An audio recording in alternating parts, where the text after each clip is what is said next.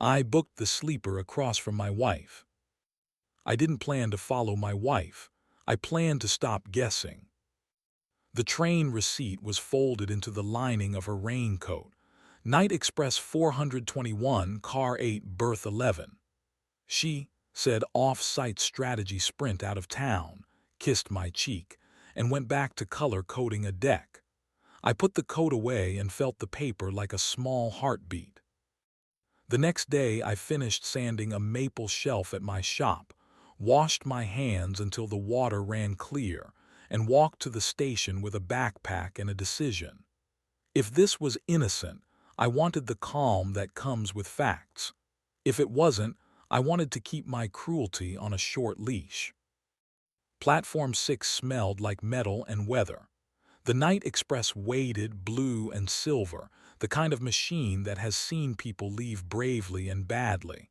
I bought the last berth in Car 8, berth 13, across from 11. I saw Nora in the corridor before she saw me. She stood laughing with a coworker named Colin, the careful one from parties who always holds the camera. She cupped a paper cup of tea with both hands.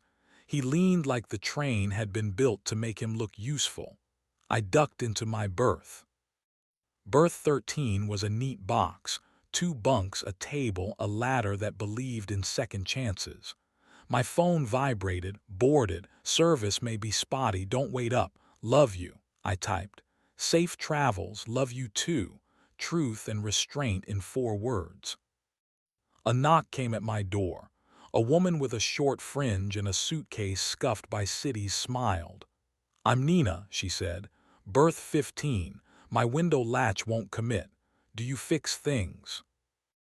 I try, I said. I build furniture. Windows have their own stubbornness, but respect helps. I coaxed the latch, it clicked. I owe you a coffee, she said. There's a dining car. We sat by a window where the night moved like a slow river. The waiter poured tea with medical precision. Nina kept her ring on a chain. She had the face of someone who has learned to tell her story in sentences that end. Why are you on the night train? She asked. I found a receipt, I said. My wife is in this car with a coworker. If there's nothing to see, I'd like to learn that before my imagination earns interest. If there is, I want to stay kind. Nina nodded like the truth had good posture. Some people ride for the view, she said. Some for the corridor. Narrow halls make drama expensive. We didn't stare at the door to berth 11. We talked about ordinary mercies, toast, timetables, the quiet honesty of late-night diners. She used to design theater posters. Now she wrote fundraising copy and missed verbs. I told her wood tells you where it wants to split if you run your hand along the grain. She liked that. When she left to call her mother by the sea, she forgets nouns, remembers songs. Nora's voice found me in the aisle. Alex, she said softly. No Colin. Hair down, paper cup in hand. She looked like a person trying to choose between defense and explanation. In the vestibule, I asked. We stood between cars where steel negotiates with itself. The window showed a stripe of night.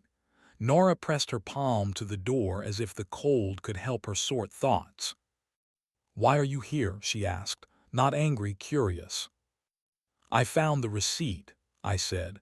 I wanted the boring truth before it turned interesting. It's boring, she said. Colin and I meet a client at 7. Sleeper so we're useful. Separate berths because I like showers and not talking. I should have told you. I didn't because I liked having a plan that no one edited. I'm angry, I said, surprised by how even it sounded. Not at trains, at the rehearsal without me. I'm ashamed, she said, that I liked the secrecy when there was nothing to hide. The floor hummed. The train stitched the miles. We listened to it argue gently with the rails. I saw you laughing, I said. He made a joke about cables, she said. I laughed at nerves. I'm not in love with him, Alex. I'm bored with the wife I've been at home. That version of me bores me too, I said. We can let them rest. She almost smiled. Do you want to open the marriage? She asked.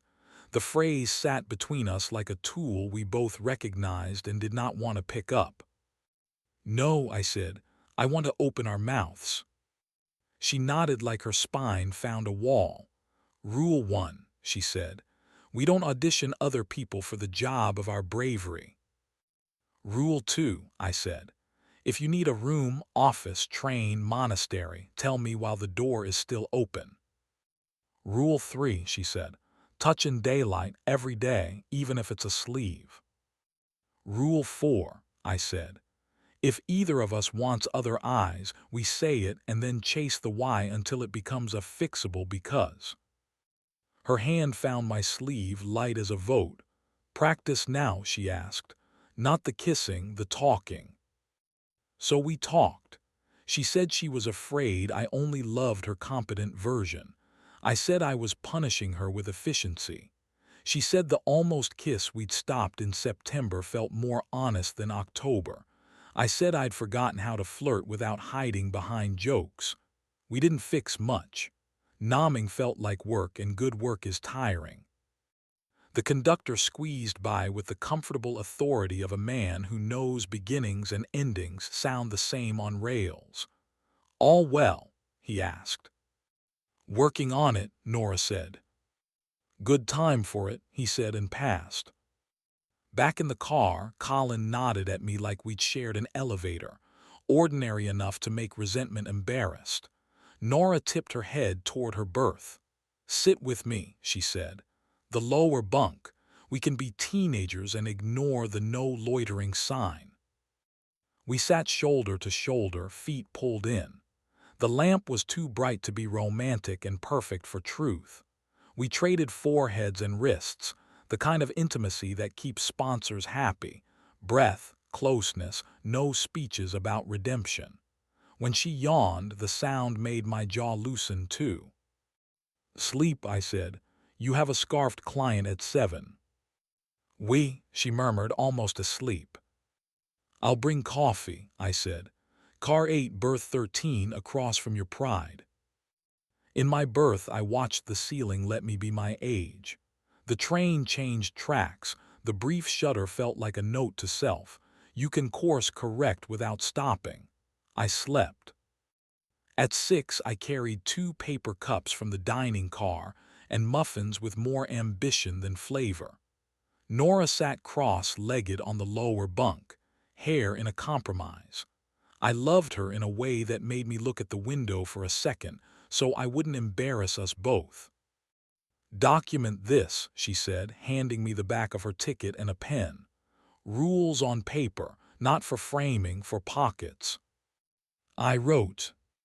1. No auditioning outsiders for our courage.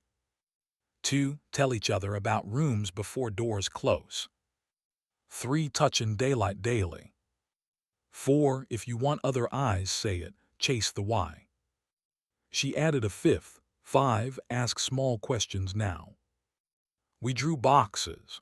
We checked number 3 immediately by kissing in the unromantic, honest light of 6 at 10 a.m. It tasted like tea and sleep, and no performance. At the seaside station, the air smelled like a rumor of salt.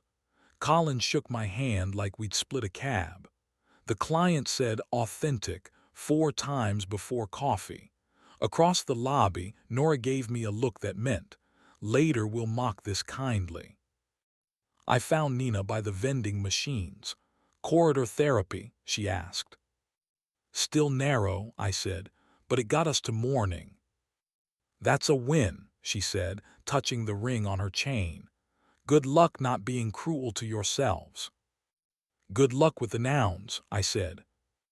We parted without the ache of imaginary futures. Nora and I walked out carrying coffee, tickets, and a folded paper with boxes we had barely earned. Our shoulders brushed on purpose. If you came for scandal, there isn't any. The sleeper across from my wife held nothing louder than honesty. If you came for a lesson, I have a small one. When the kitchen would make you lawyers, take the night train. Let the narrow hall make you economical with words. Write the rules on the back of the ticket and keep it where your hand will find it when you reach for change. On the ride home that evening, after the client had praised and hedged in equal measure, we sat in the dining car and split a sandwich. We didn't talk about trust like a courtroom. We talked about schedules and why Tuesdays want too much and how to flirt with each other's minds again. She put her foot against mine under the table.